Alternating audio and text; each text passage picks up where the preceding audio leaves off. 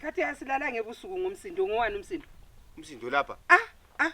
Umfazi athe hlaba umkhosi ngwanga. Hayi mina nzimzwa mina nzange uzangahlaba umkhosi. Awuzange utshaya umfazi wena ebusuku? Mina ntsha umfazi. Ye. Hayi.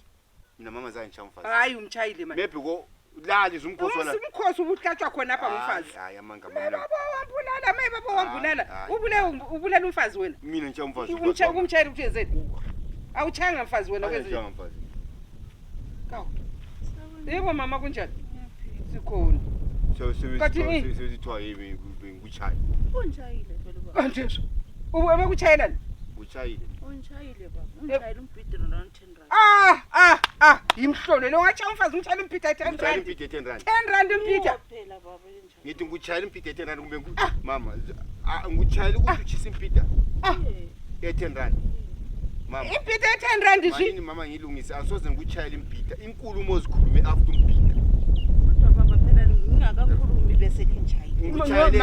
Angikuchayela impitha 10 rand ngikuchayela inkulumo ozikhulumileyo wena sikhuluma ngempitha 10 rand. Kama umuntu omdala ongangawusho. Uma ukuthi asizwana nangenkulumeni sikhuluma ngempitha ochisileyo.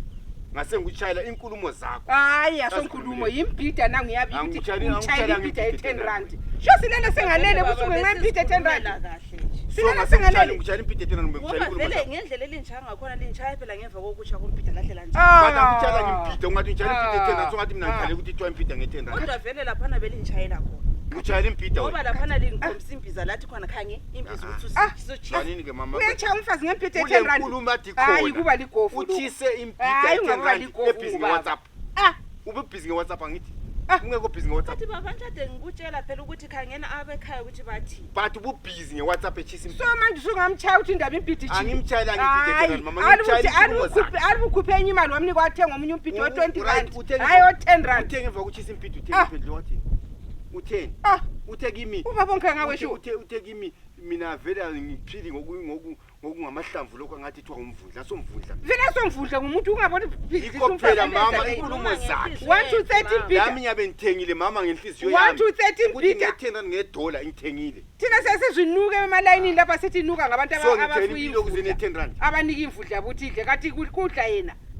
Sorry mntana mshuwa. So mama lina lapha lizolungisa kumbe influencer. Ngizokhuluma ukuthi ungabocha umfazi umtshayela impitha 10 rand. Mtshayela impitha idliwa 1-30 wothengela umfazi inyama.